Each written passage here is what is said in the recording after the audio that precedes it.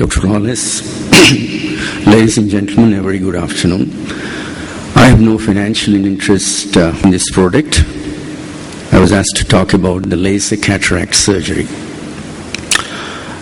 For me, it started in February 2010 when I went to Bogota for Intercar. That's when I came across for the Femtech machine. And this is a prototype I worked on. And this is the present commercial machine that I have in my center. Now, what I liked more about this particular machine is the graphic interface that it has. You can see on there is an OCT, there is an IPC, what we call Intelligent Pressure Sensor System, a curved interface, and a microscope. So looking at the graphic interface, it's real time online, so you can actually see while the laser is progressing. And initially I kept 1000 microns away from the posterior capsule just to be safe. And that really helped me in all my cases, and it never had a single drop of nuclear drop or anything like that. And then, of course, the curved interface, the docking system is extremely friendly. It's very easy. I tried it myself, and along with some of my junior-most colleagues who also found it to be quite surgeon-friendly. I already mentioned about the intelligent pressure sensors, which helped me not getting any corneal folds and having the laser reaching the target. So there are various different situations which eminent surgeons have spoken before me where this machine can be very useful. And I have done routine cases, number of them looking at some of the aspects of effective lens position, that little overlap of 4.5 millimeters, which all helped with the outcomes. But then I moved on to some of the challenging cases as well with the machine, and also some pediatric cases. I want to share that with you very quickly on the study though. This study was done mainly to compare the circularity, the diameter, and the centration. They're all almost 100% accurate. I don't think we need to repeatedly say this. The femtoseconds, all companies have conquered this aspect. So this is what the machine does. You get a very accurate computer-controlled capsulotomy, which will help you with your surgery and the outcome. Initially, I was using a forceps, like Professor Kennards was saying, that later on I used just the tip of my forceps to, the tip just aspirates the capsule. So that's pretty easy, and you can straight away go ahead. And then in Indian scenario, you come across these very hard brown nuclear cataracts. In this particular cataract, I used a 6.5 millimeter capsulotomy, and a 4-quadrant fragmentation really helped me. And next day, believe it or not, I had a crystal clear cornea.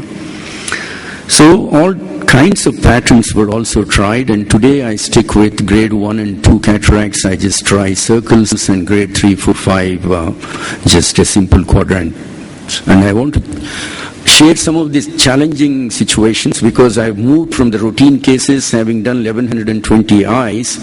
Now I'm doing all these challenging situations, like in a crystalline situation. I find capsulotomy is extremely important.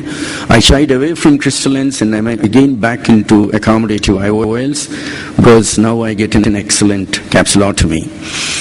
And this particular case, a situation like this, if you ever face a capsule which is extremely calcified and very thick, no forceps or no cystotome can ever achieve this. Only a femtosecond laser can do that. And I found Victus to be extremely beneficial for me.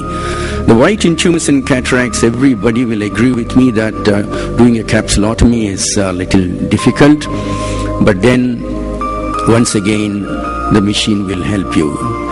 Then I moved on to pediatric situations, where I tried different type of cases, almost 14 of them under general anesthesia. You can see onto your right the manual capsulotomy. I'm still struggling. Onto your left the Victus capsulotomy, and you will see in a second the difference, the outcome on the right and the outcome on the left. Then I tried a 10-year-old a traumatic cataract where the needle went through and there was an anterior capsular tear, and femtosecond laser once again helped me in a big way. So, going through all these challenges, you will notice here that in a vertical tear, sometimes it is very difficult to make a capsulotomy, but here is the end result. We could actually place it in the bag. And another 11-year-old post-retinal detachment with silicone oil in the anterior chamber. And once again, I thought the laser may not reach its target because of the silicone oil in between, but you can see in a second that it has nicely reached, and I've had an excellent capsulotomy. So, having faced with all these different challenging situations and being able to provide that outcome, which is extremely essential, for our patients. Here is another challenging situation with a cracker injury where I had iridodialysis, and that was repaired. Then I did the docking, and then conducted the surgery very successfully with an excellent end result that you would see. That's the end of those kind of injuries. So as the confidence gained, I kept going down into the age group. This is a 3-year-old, just a routine pediatric cataract. In future, I would love to do, we've already done one posterior capsulotomy, but in future I would like to do more of posterior capsulotomies to see where YAG laser stands.